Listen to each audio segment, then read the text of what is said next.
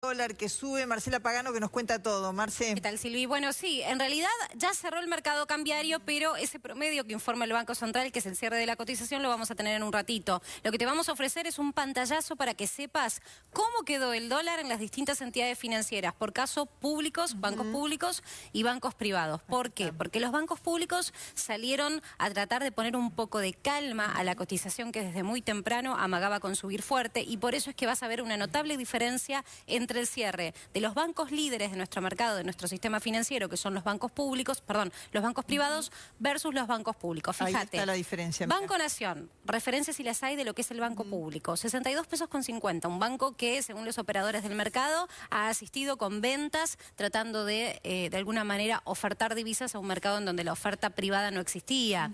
62 pesos con 50 es un salto relevante, igualmente, en relación al cierre de ayer, pero distinto al otro que ves en pantalla. No quisimos poner ninguna marca de ningún banco en sí, pero por lo pronto te diría que los 5 bancos más grandes del sistema están cerrando en torno a 64 pesos, o sea, algunos arriba de ese precio. Claro, eso te iba a decir. Claro, es un promedio, es el pantallazo del cierre. Hace apenas 15 minutos el Banco Central volvió a intervenir en el mercado financiero, hizo licitaciones desde temprano, volvió a utilizar ese viejo método que en algún momento supo resultarle y que en definitiva había quedado obsoleto como método porque el mercado le había tomado el tiempo, como se dice. Estaba esperando todo el tiempo la licitación y entonces salían a comprar solo cuando aparecía el Banco Central. Por eso es que hace prácticamente más de un mes que incurre en ventas directas como si fuera un jugador más del mercado, sin avisar, sin con licitación. Horarios y eso, claro. Pero bueno, hoy quiso dar un vuelco, quiso cambiar la estrategia de la autoridad monetaria, justamente porque desde muy temprano se notó una creciente puja por la demanda y por lo tanto por la cotización. Entonces sale a licitar nuevamente, licitó 270 millones de dólares en lo que sería la primera parte del mercado financiero hasta la 1 del mediodía, y hace apenas 15 minutos ofertó unos 200 millones de dólares también en una nueva licitación, que todavía no se conoce el resultado exacto, pero por lo pronto una intervención muy fuerte de la autoridad monetaria tratando de calmar a la cotización, que empieza a crecer de la mano de una mayor demanda. Ayer ya habíamos contado que había mayor volumen operado, transacciones con más cantidad de dinero, y que por otro lado responde 100%, Silvi, a la incertidumbre que hay electoral, a un modelo económico que no se sabe cuál va a ser, que tenga que seguir Argentina, a una situación en donde se analiza qué posibilidades hay de que Argentina pueda obtener dólares para saciar la demanda, y por tanto entonces lo que pasa es que empieza a crecer.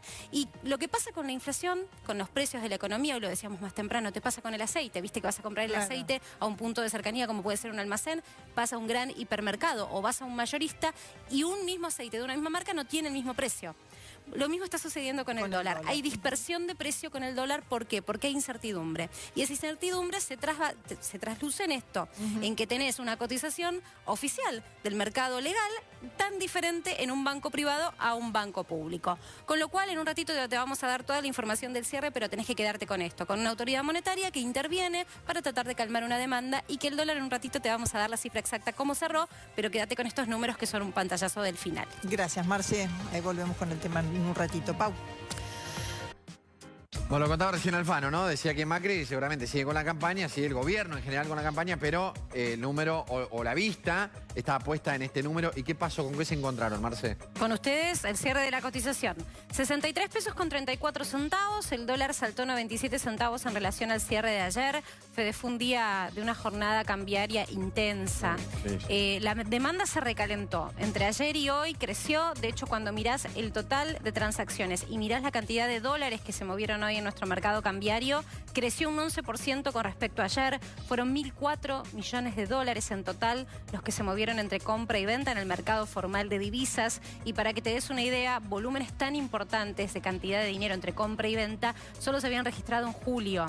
Mirá, es decir, desde ese momento no se movía tanto. Y de verdad que venía también de la mano en ese momento de la suba del riesgo país, de algunas encuestas políticas que también empezaban a poner en duda, por ejemplo, cuál era la fortaleza política de la actual gestión, si iban a ir una reelección o no.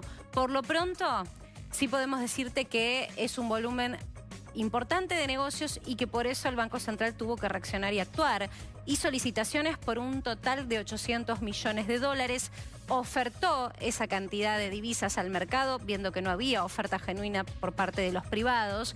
Nadie quiere desprenderse de sus dólares y en esta época del año siempre decimos, estacionalmente hay poca oferta proveniente del campo, uno de los sectores que más dólares aportan a nuestro sistema cambiario. Por lo pronto, te decía, una rápida reacción, ofertó 800 millones, de los cuales en esas licitaciones solo adjudicó, es decir, se desprendió o vendió 346 millones de dólares. Pero esta modalidad de las licitaciones era una modalidad que había el Banco Central desestimado. Sí, claro. Hacía rato, desde las PASO, que no ofertaba divisas a modo de licitación. ¿Por qué? Porque las licitaciones es, como lo dice la palabra, una suerte de subasta.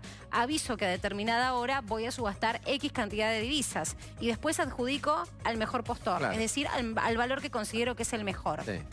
Como ya el mercado financiero hace un mes le había tomado el tiempo de cómo eran estas subastas, en qué horario las hacía y demás, el Banco Central dijo Dijo, no me ya sirve más está. como mecanismo, Ya está. porque me están Perdió el factor sorpresa, cachando, ¿no? ¿ves? Claro, Claro. me están tomando el tiempo, Sí. están esperándome, no me sirve para mantener controlada cualquier turbulencia financiera. Y echó mano de otra estrategia desde las PASO, que era la venta directa como si fuera un jugador más del mercado vendiendo sus dólares, desprendiéndose en realidad de las reservas monetarias. Hoy lo hizo también.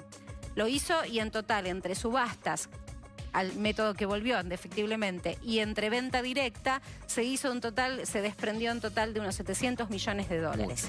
Es mucho dinero, te decía, 700 millones sobre un total de 1.000, es una gran mayoría, podemos decir que gran parte de esos dólares que estaban sobre la mesa, 7 de cada 10 prácticamente, fueron colocados por el Banco Central. ¿Por qué? Porque la demanda creció, porque hay incertidumbre preelectoral, porque hay mucho rumor dando vuelta en el mercado financiero, porque de hecho hay quienes ante el nerviosismo dicen no me alcanza el límite para operar, para comprar de 10.000 dólares. Yo quiero ir por más, tengo un ahorro, lo quiero refugiar y entonces alimentan el negocio de los cueveros, el negocio informal. Sí, claro. Dicho sea de paso, mira si es informal y tanto provecho sacan, que ahí, como ves la cotización en pantalla, 63 pesos con 34, pero en las cuevas llegó a operarse a 70,50. Fíjate el provecho que hacen a veces de algún ahorrista desesperado, que tiene nerviosismo. Sí. O la inversa, aquel que tiene dólares tiene una deuda que pagar y dice, ay, los vendo ahora, no sé qué hacer. ¿Los vende mucho más alto que esto? ¿Y existe eso también, digo, venderlos en el informal y recomprarlos acá? Absolutamente. Bueno, Digo. lo que está pasando también es que, bueno, echa la ley, echa la trampa. ¿Qué hacen muchos? Van, utilizan el cupo que pueden formalmente en el mercado oficial, se hacen de esos dólares y luego los venden en el mercado informal para aprovechar una cotización mayor, porque otra cosa que está pasando, hay dispersión de precios, los contábamos antes.